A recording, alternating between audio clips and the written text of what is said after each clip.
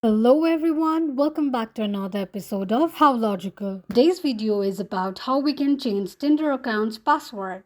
Now let's get started.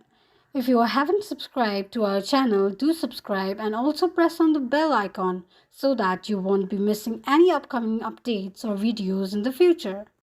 Now, to change your Tinder account's password, firstly open the application. You can see that we are on the home page of Tinder application. Let's click on the human icon. Tap on the little gear icon on the top right corner of the screen. As we have used phone number during the sign up process, we will only need to change our phone number in order to change our password. Choose any of your phone number that you have access to and press on continue. Once you tap on continue, it will send you a verification code on your device. Type in the code and click on continue button. This is how you can change your Tinder account's password easily and quickly.